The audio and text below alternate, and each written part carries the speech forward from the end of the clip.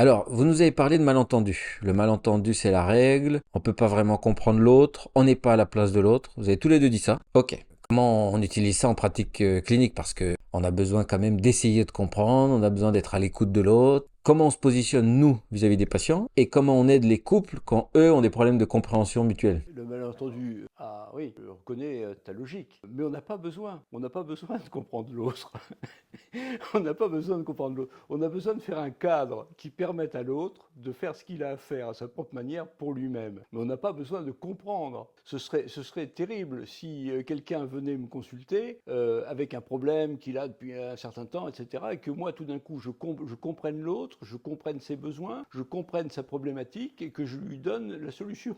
Ce serait terrible. C'est-à-dire que ça voudrait dire que ben voilà, j'aurais été le réparateur, j'aurais réglé le carburateur. Et donc à chaque fois que la personne aurait un problème dans l'avenir, il faudrait qu'elle revienne me voir et je réglerai à nouveau le carburateur. Non, non, il n'y a pas besoin de comprendre la problématique pour que les gens réussissent à obtenir ce qu'ils veulent obtenir. Il y a simplement à être capable de créer un cadre, on va en parler tout à l'heure de ce cadre, qui va permettre à la personne de faire ce qu'elle a à faire pour elle-même et qu'elle ne pouvait pas faire jusque-là. Voilà, c'est le cadre qui est essentiel. Alors ensuite, tant que le malentendu, bah, c'est une évidence le malentendu. Le malentendu est en grande partie, en très grande partie, lié au langage. Le langage est un grand créateur de malentendus. Tant que pour un seul signifiant, un seul signifiant, il n'y aura pas un seul signifié. Tant que pour un mot précis ne correspondra pas une représentation qui soit uniforme et unique pour toutes les personnes, le malentendu sera la règle et le langage sera un grand créateur de malentendus. Le langage est un grand créateur de malentendus. Je raconte parfois cette histoire, j'ai honte de la raconter, mais si vous insistez, je vais la raconter. Est-ce que vous insistez? J'insiste. Il y a des années, Tu insistes. il y a c'est vrai que des années, j'ai été consulté par un couple qui venait de la part d'un de mes amis acupuncteurs, et on va l'appeler le docteur X. Et donc ce couple vient, c'est des gens d'environ 55 ans, enseignants, et l'un et l'autre, et ils viennent me voir parce que le docteur X leur a dit, tenez, allez donc voir docteur Roger. Voilà, ils sont, l'un et l'autre paraissent très en colère. Très en colère. Il s'installe, la dame est très, voilà, dans une position très de contrôle, le monsieur est plutôt en train de regarder ses chaussures, et c'est la dame qui commence, elle dit, docteur, je ne sais pas pourquoi on est là, je pense qu'on aurait plutôt besoin d'un bon avocat plutôt que d'un médecin, mais comme le docteur machin nous a dit de venir vous voir, et qu'on l'aime beaucoup, on a beaucoup d'estime pour lui, on est venu vous voir, mais on pense qu'on va vous faire perdre votre temps, et que nous-mêmes, quelque part, on perd notre temps. Alors voilà, avec des prémices comme ça, j'interroge quand même. Je dis, bah, écoutez, vous pouvez peut-être m'expliquer un peu ce qui vous ennuie. Cette dame dit, voilà, écoutez, on a eu deux enfants. Notre fille maintenant a 20 ans, elle fait des études de droit, ça va bien pour elle. Elle n'est plus à la maison. Notre fils a un bon travail. J'ai rempli mon contrat. Je considère maintenant qu'il vaut mieux qu'on se sépare parce que je ne suis pas en état de supporter ça plus longtemps. Je demande qu'est-ce qu'elle entend par supporter ça plus longtemps et elle me dit bah, écoutez, mon mari et moi-même nous sommes connus dans les années 69-70. Ces années-là, docteur, il y avait une grande liberté sexuelle comme vous le savez sans doute et nous sommes rencontrés dans une communauté où on pratiquait une sexualité libre et donc j'avais moi-même plusieurs partenaires dans cette communauté et mon mari aussi. On s'est rencontrés comme ça et puis bah, on ne sait plus. Et puis finalement on a décidé de vivre ensemble et de créer une famille. J'avais envie d'avoir des enfants. Alors voilà, donc moi j'ai fait ma carrière professionnelle, mon mari aussi, on a eu nos enfants, on les a élevés, tout ça. Et puis on s'était toujours promis d'être honnête. Et c'était, vous savez, ni l'un ni l'autre, on a acheté un lièvre dans un sac. On n'a pas acheté un lièvre dans un sac. Mon mari, quand il m'a rencontré, il a décidé de vivre avec moi, il n'a pas acheté un lièvre dans un sac. Et donc, voilà, tout s'est passé bien jusque-là, mais là, il y a quelque temps, on s'est toujours donc promis d'être honnête, et jusque-là, il n'y avait aucun problème. Et je suis allé faire un stage pédagogique dans le centre-Loire, et puis j'ai rencontré quelqu'un, un jeune homme, un peu plus jeune que moi, mais sympathique, mais vous savez, c'est pas, j'aime mon mari, et il est pas... Et puis nous avons un rapport sexuel. Quand je suis revenu, on s'était toujours promis d'être honnête, donc je l'ai dit à mon mari, je lui ai expliqué, et depuis, regardez. Et là, je regarde effectivement le mari qui était figé, qui regardait ses chaussures, etc. Et donc cette dame me dit, vous comprenez, moi j'aime bien les gens qui n'ont qu'une parole, je ne pourrais pas continuer dans cette situation où finalement j'ai été trompé sur les intentions. Voilà. Euh, pour cette dame, être honnête, c'était parler librement à la fois de la liberté sexuelle qu'elle pouvait avoir, dont elle n'avait pas usé jusque-là, et le dire clairement à son mari. Et peut-être que pour le mari, la définition de être honnête l'un envers l'autre était d'une autre nature. Et voilà, le malentendu est la règle. Très souvent avec Jacques Pichot, quand on fait des formations, on demande aux gens de penser à un camion. Et quand les personnes pensent à un camion, on leur demande quelle est la nature du camion et quelle couleur il est, comment il se comporte, etc. Et bien sûr, les personnes voient dans leur tête des camions différents. Et tant qu'on ne sera pas capable sous le mot camion, d'avoir une vision univoque pour tous les individus, le malentendu sera la règle. Le langage, les mots sont source de malentendus, sans qu'il y ait pour autant là-dessous une mauvaise volonté. Et on en arrive à cette chose extraordinaire. Alors, on est des dissidents, hein, on n'ira pas, on grimpera pas sur le bûcher pour ça. Hein. Mais finalement, on pourrait dire que, on pourrait dire que tout ce qui est appris actuellement aux gens, quand on leur dit quand il y a un problème, il faut parler du problème, il faut débattre du problème, il faut remettre les choses à plat, en particulier en famille, si on le fait par le biais du langage, le malentendu n'est pas de nature à diminuer, mais au contraire de nature à augmenter au fur et à mesure que le débat va s'avancer. Voilà, donc c'est une position qui est un peu inattendue de notre part, mais quand il y a un problème, mieux vaut faire autre chose que de débattre du problème. Qu'est-ce qu'il en pense, le docteur Pichot? C'est des positions un peu extrêmes. Non, non, c'est une espèce d'évidence. Que le malentendu dans la communication est la règle. Et c'est vraiment c'est l'inverse. Rechercher le pourquoi du comment est une parfaite illusion. Par contre, je voudrais bien poser que les choses soient posées. On est dans un contexte de relation thérapeutique. Et on dit qu'on ne propose pas quelque chose aux patients. Nous, on travaille dans un contexte médical. Et il faut bien poser les choses, que c'est bien sûr, en tant que professionnel, si on voit qu'il y a un problème d'ordre somatique ou médical direct, on va en informer directement, on va en informer la personne. C'est évident. Et prendre les dispositions par rapport à, je dirais, l'aspect diagnostique, qui est une recherche des causes. On n'oublie pas ce fonctionnement. On parle bien dans la relation. Et que la recherche des causes nous mène, il faut bien qu'on pose un diagnostic.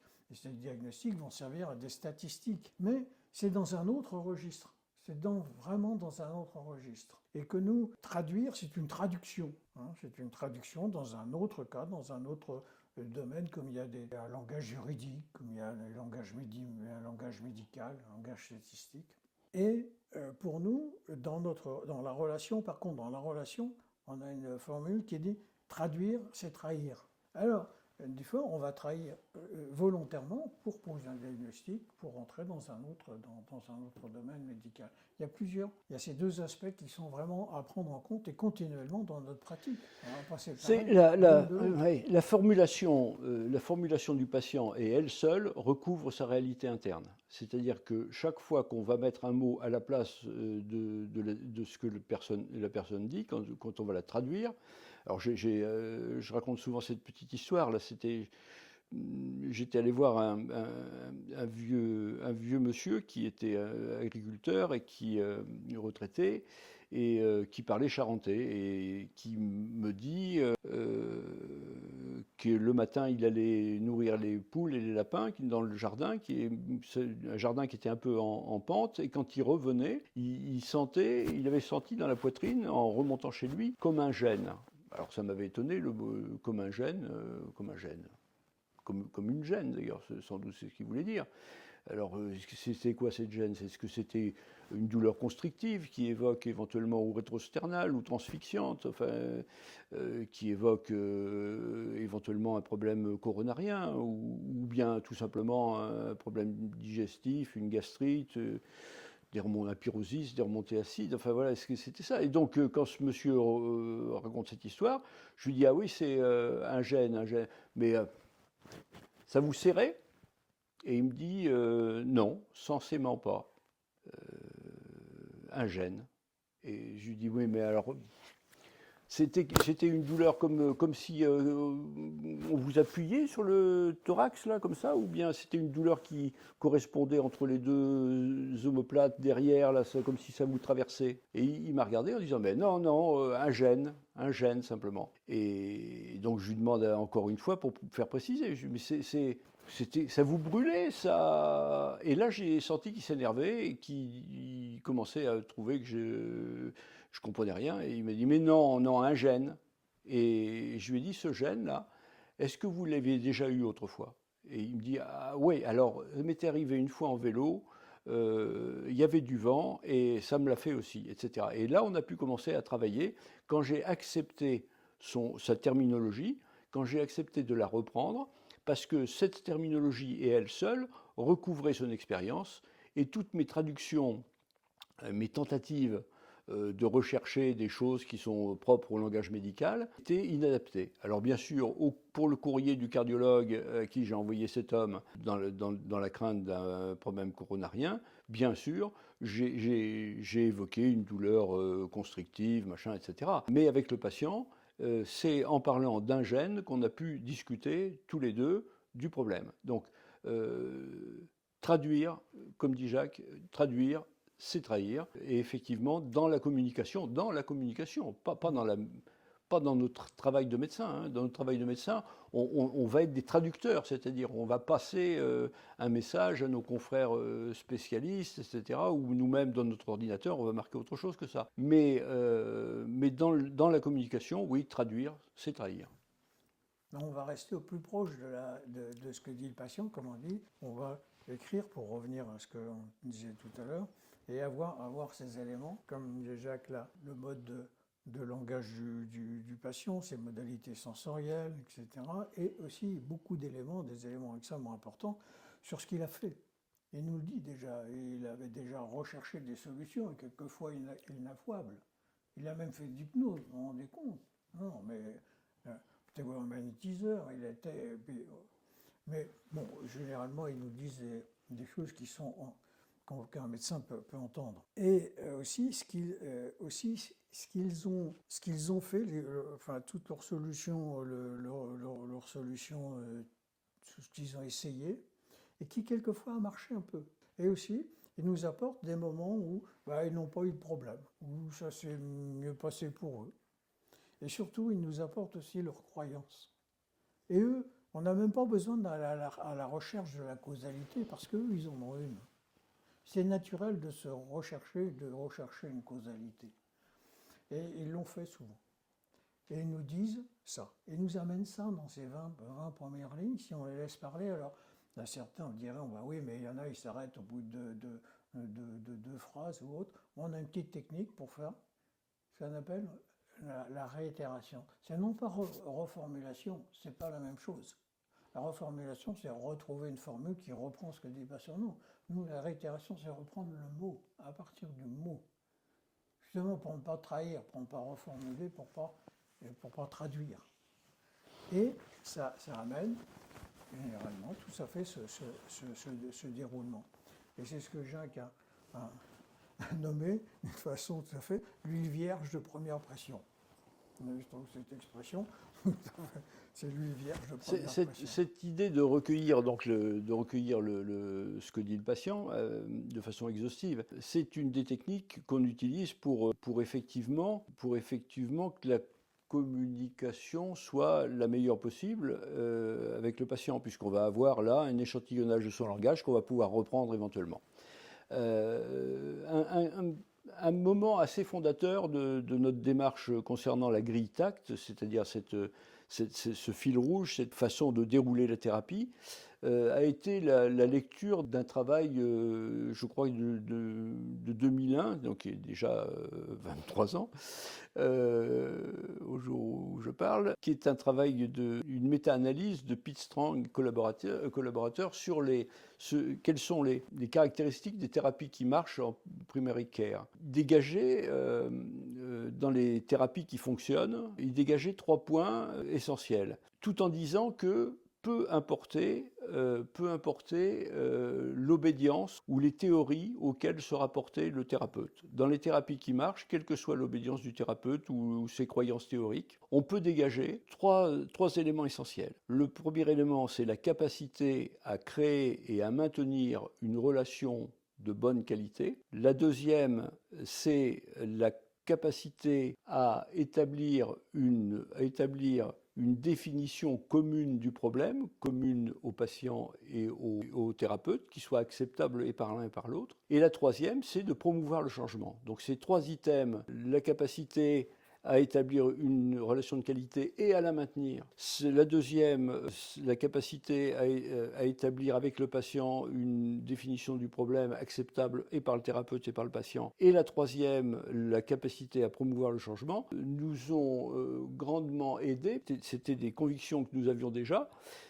Donc on a tendance à préférer les travaux qui vont dans le sens de nos croyances, comme nous tous. Et donc ça nous a aidé à structurer la grille TACT. La grille TACT, c'est une espèce de déroulement de la thérapie, un espèce de cadre, dont on a compris que c'est un cadre qui ne se propose pas de comprendre ce qui se passe à l'intérieur du patient, qui ne se propose pas de maîtriser de bout en bout l'enchaînement logique des choses qui ont fait que les choses soient telles qu'elles soient, etc., mais qui permet de créer un cadre dont le patient va pouvoir bénéficier. Alors, ce dont on parlait tout à l'heure, la synchronisation non verbale, ça fait partie de ce qui permet d'établir une relation de qualité. Quand on dit établir une relation de qualité, c'est établir une relation de qualité et la maintenir pendant toute la durée des interactions. C'est pas finalement, ça se passe bien, je synchronise avec mon patient pendant le premier quart d'heure et maintenant que c'est acquis, je fais n'importe quoi ensuite.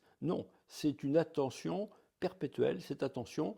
C'est une synchronisation non verbale. Cette synchronisation non verbale présuppose une observation de tous les instants. C'est une observation de la position, des macro-mouvements, des micro-mouvements, etc. Et puis, c'est aussi une synchronisation verbale. C'est les deux éléments principaux pour établir une relation de qualité.